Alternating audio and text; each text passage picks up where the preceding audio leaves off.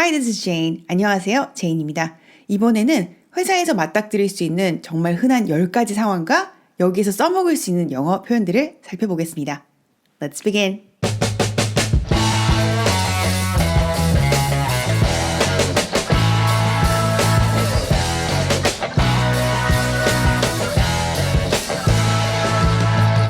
이번에 살펴볼 영어 표현들은 쉬운 편에 속합니다. 그런데 정말 활용도가 높아요. 비즈니스 영어는 절대 어려운 게 아니거든요. 정확하게 상황에 맞게, 상대에 맞게 나의 의사를 전달하는 게 우선입니다. 지금부터 쉬운 표현들 내 것으로 만들어 보겠습니다. 자, 그럼 마감에 관련된 표현 보겠습니다. I have so much on my plate. Could you help? Sure, when is the deadline? 핵심 표현 보겠습니다. When is the deadline? 마감일이 언제인가요? When is the 땡땡? 땡땡이 언제인가요? 라는 뜻이죠. 여기 when 대신에 육하 원칙을 다 넣어서 쓸 수 있어요. 자, 그럼 지금부터 한번 맞춰보세요. 게스트는 누구인가요? Who is the guest? Who is the guest? 교육은 언제인가요? When is the training? When is the training? 행사장은 어디인가요? Where is the venue? Where is the venue? 딸은 잘 있나요? 딸 좀 어때요? How is your daughter? How is your daughter? 허리는 좀 어때요? How is your back? How is your back? CEO가 왜 여기 있는 거죠? Why is the CEO here? Why is the CEO here? 회사에서 마감일을 넘기면 아무리 좋은 결과물이라고 해도 곤란한 상황이 발생할 수 있어요. 특히 성수기, 비수기가 있는 회사들은 마감일에 특히 민감합니다. So, the deadline is the deadline. When's your deadline? Monday. When's the deadline? 자, 그럼 3번 따라해 보겠습니다. When is the deadline? When is the deadline? When is the deadline? I have so much on my plate. Could you help? Sure, when is the deadline? Unit 47. 꼭 좀 부탁드릴게요. 이거 먼저 봐주시면 안 될까요? 회사 생활에서 정중하게 부탁하는 표현 한두 개쯤은 꼭 알고 있어야겠죠? 인간이 하는 일에 기름칠은 중요하니까요. 상황 보겠습니다. Could you take a look at my report before I send it off? Sure, send it to my email. 핵심 표현 보겠습니다. Could you take a look at my report? 제 보고서 한번 봐주실 수 있을까요? Could you take a look at 땡땡? 땡땡 한번 봐주시겠어요? 굉장히 쉬운 표현인데 여기서 한 번에 해당하는 영어 표현은 과연 어디 있을까요? Take a 땡땡입니다. Take a look. 한번 봐봐. Take a look. 그럼 한 입 먹어봐. 어떻게 얘기할까요? 한 입 먹어봐. Take a bite. Take a bite. 그렇다면 한 모금 마셔봐. 어떻게 얘기할까요? 한 모금 마셔봐. Take a sip. Take a sip. 이 표현 어떻게 표현할까요? 제 코드 한번 봐주실 수 있나요? Could you take a look at my code? Could you take a look at my code? 자, 이렇게 부탁을 했을 때 이걸 들어주면 감사 인사를 꼭 해야겠죠? 자, 그럼 3번 부탁해 보겠습니다. Could you take a look at my report? Could you take a look at my report? Could you take a look at my report? Could you take a look at my report before I send it off? Sure, send it to my email. Unit 48. 같은 일을 하더라도 퀄리티가 좀 더 나오는 사람들이 분명히 있어요. 그 차이는 어디에서 올까요? 아마도 노력을 조금 더 했느냐의 차이일 수 있는데요. 보고서의 맞춤법을 한 번 더 검토한다든지, 비 오는 날 고객에게 우산을 쥐어준다든지, 조금이라도 더 신경을 쓰면은 결과는 좋아질 수밖에 없습니다. 자, 이렇게 조금 더 신경을 쓰는 사람에게 해줄 수 있는 표현을 보겠습니다. What kind of qualities do you look for in a candidate? We need people who are willing to go the extra mile. 핵심 표현 보겠습니다. We need people who go the extra mile. 우리는 더 많이 노력을 기울이는 사람들이 필요합니다. Go the extra mile. 조금 더 애를 쓰다, 조금 더 노력을 하다 라는 뜻이죠. 비주얼하게 상상을 해보면 좀 더 외우기 쉬우실 거예요. 목표 지점에서 1마일을 더 가는 겁니다. 1마일에서 알 수 있듯이 미터법을 안 쓰는 나라, 미국 표현입니다. 누군가 당신에게 go the extra mile 하는 사람이라고 칭찬해준다면 정말 좋은 말이에요. Yeah. Thanks for going the extra mile on this. You have to be willing to go the extra mile. But a good comedian goes the extra mile. 세 번 따라해 보겠습니다. We need people who go the extra mile. We need people who go the extra mile. We need people who go the extra mile. What kind of qualities do you look for in a candidate? We need people who are willing to go the extra mile. Unit 49. 상사 혹은 누군가에게 보고를 하거나 상의를 할 때 쓰는 표현입니다. 정말 자주 이용하겠습니다. So what's the next step? I ran the ideas by my manager. We'll see what she says. 핵심 표현 보겠습니다. I ran the ideas by my manager. 상사에게 아이디어를 보고했어요. Run something by someone. 누군가에게 무엇을 보고하다. 혹은 누군가에게 무엇을 상의하다. But I wanted to run that by you first. We have a business idea I want to run by you. Oh, Sandy, there was an idea that I wanted to run by you. 이거 어떻게 표현할까요? 저한테 먼저 보고해 줄래요? Could you run it by me first? Could you run it by me first? 누군가가 보고 라인에서 나를 제꼈습니다. 이럴 때 이렇게 얘기해 줘야겠죠? 저한테 먼저 보고하셨어야죠. 어떻게 얘기할까요? You should have run it by me first. You should have run it by me first. Should have, 뭐뭐 했어야 했다 라는 뜻이죠. You should have run it by me first. 자, 그럼 핵심 표현 세 번 따라하겠습니다. I ran the ideas by my manager. I ran the ideas by my manager. I ran the ideas by my manager. So what's the next step? I ran the ideas by my manager. We'll see what she says. Unit 50. 호감이 가는 사람이 될 수 있는 가장 쉬운 방법은 바로 칭찬하기입니다. 미국에서는 칭찬을 과하게 하는 편이에요. 그래서 칭찬을 안 하면은 오히려 빈정을 상할 수가 있으니까 칭찬 인플레이션에 맞춰서 크게 리액션을 해보겠습니다. You did a great job on the presentation. Thank you so much. I was so nervous. 핵심 표현 보겠습니다. You did a great job on the presentation. 발표 정말 잘했어요. Do a great job. 훌륭하게 잘해내다. 자, 이렇게 칭찬을 받았을 때 어떻게 반응을 하면 좋을까요? 여기서 겸손 모드로 아닙니다. 저는 한 게 없어요. 사실. 이렇게 얘기하시면 안 되고요. 겸손을 빼고 그냥 받아들이세요. 그런데 팀원들의 도움을 받았다면은 그들의 공도 치하를 해줘야겠죠? 이렇게 얘기해 주세요. Thank you. 감사합니다. It was a team effort. 모두의 노력이었어요. 자, 그럼 칭찬 3번 따라해 보겠습니다. You did a great job on the presentation. You did a great job on the presentation. You did a great job on the presentation. You did a great job on the presentation. Thank you so much. I was so nervous. Unit 51. 도움을 받았다면 감사 인사를 꼭 해야겠죠? 너무 쉬운 표현. 오늘 꼭 써먹어 보세요. 집에서라도 꼭 써보시고 내 것으로 만들어야 됩니다. Did everything work out? It did. Thanks for taking the trouble. 핵심 표현 보겠습니다. Thanks for taking the trouble. 수고해 주셔서 감사합니다. 여기서 take the trouble. 수고스러움을 감수하다라는 뜻이에요. 여기서 주의할 거는 한국에서 인사말로 하는 수고하셨습니다와는 다른 표현이에요. 나를 위해 누군가가 뭔가를 해줬을 때 감사 인사를 할 때 쓰는 표현입니다. Thanks for taking the trouble. Thank you very much for taking the trouble. Thanks for 땡땡. 땡땡 해주셔서 감사합니다. 자, 그럼 이거 어떻게 표현할까요? 초대해 주셔서 감사합니다. Thanks for inviting me. Thanks for inviting me. 보너스. 이 표현은 번역기에서도 실수를 많이 하는데요. 바로 Thanks for nothing 입니다. Thanks for nothing. 무슨 뜻일까요? 힌트, 비꼬는 말이에요. 하나도 안 고마워. 즉, 너 때문에 다 망쳤어 라는 뜻이죠. 너 때문에 다 망쳤어. Thanks for nothing. 회사에서 이 말을 쓸 일이 없기를 바랍니다. 자, 그럼 핵심 표현 3번 따라해 보겠습니다. Thanks for taking the trouble. Thanks for taking the trouble.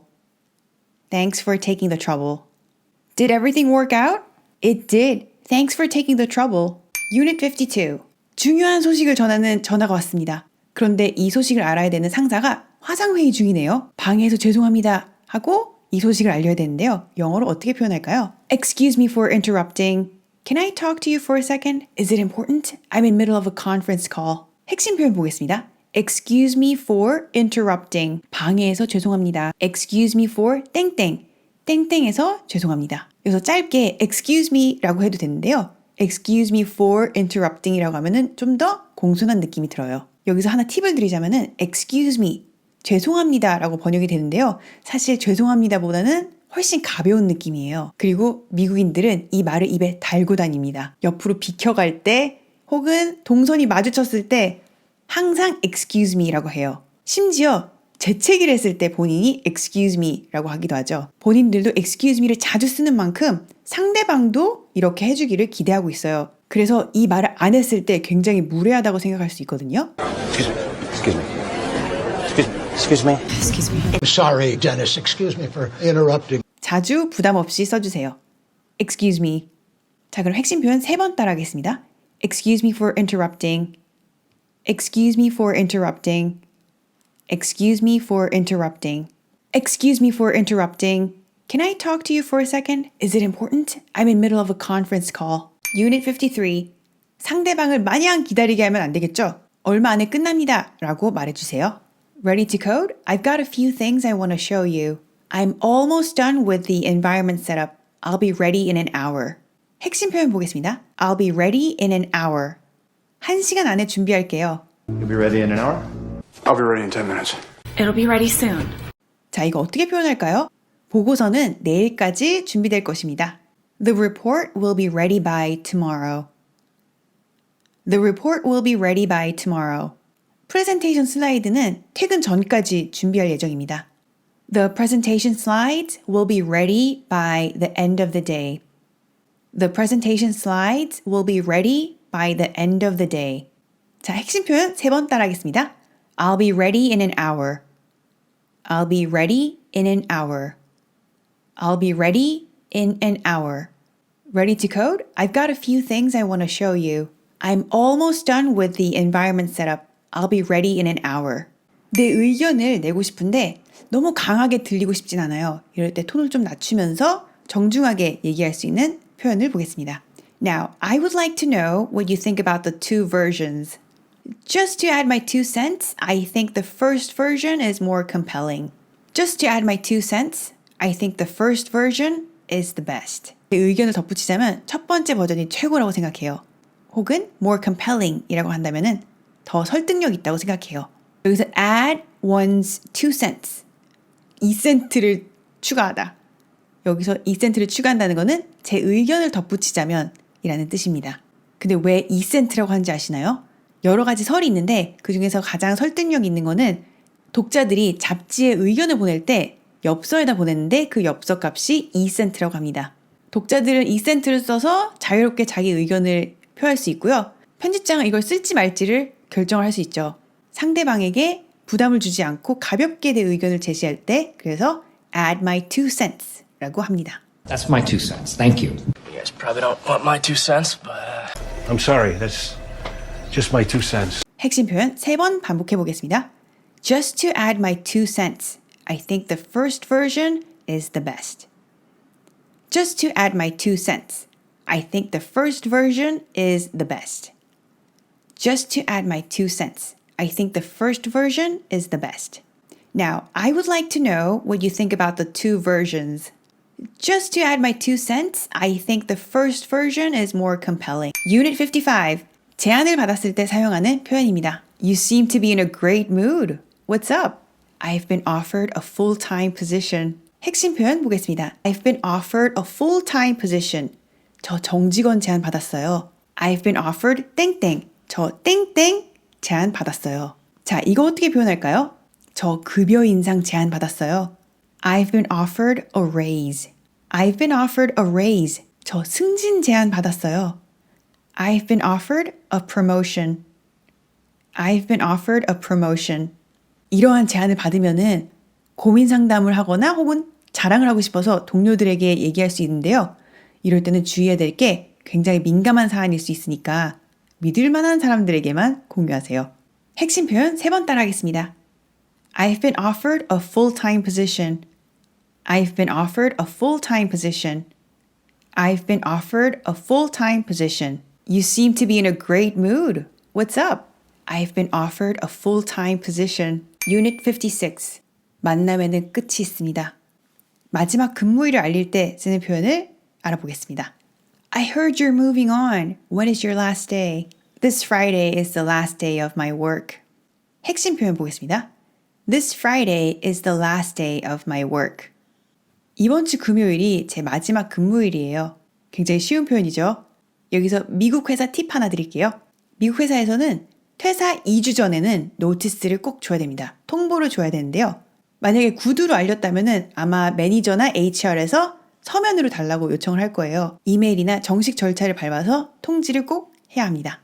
여기서 한 가지 표현을 더 보자면은 보통 한국에서 이직하는 분들에게 이렇게 얘기하잖아요. 더 좋은 곳으로 간다고 들었어요. 자, 이거를 영어로 I heard you're going to a better place 라고 하시면은 안 됩니다. 더 좋은 곳, better place는 천국이에요. 자, 여기서 이직하신다고 들었어요 라고 얘기하려면은 I heard you're moving on 이라고 하셔야 돼요. I heard you're moving on. I heard you're moving on. 자, 그럼 핵심 표현 3번 따라 하겠습니다. This Friday is the last day of my work. This Friday is the last day of my work. This Friday is the last day of my work. I heard you're moving on. When is your last day? This Friday is the last day of my work. 퇴사를 할 때 꼭 챙겨야 할 게 있습니다. 바로 직장 reference, 추천인입니다. Would you mind becoming a point of reference? You can count on me. 핵심 표현 보겠습니다. Would you mind becoming a point of reference? 저의 추천인이 되어주실 수 있어요? 여기서 point of reference의 point는 보통 연락을 취할 수 있는 지점을 뜻하는 그 포인트를 뜻하는데요. 그래서 연락처를 얘기할 때 point of contact라는 표현도 많이 하고요. 이렇게 reference를 쓸 때는 point of reference라고 합니다.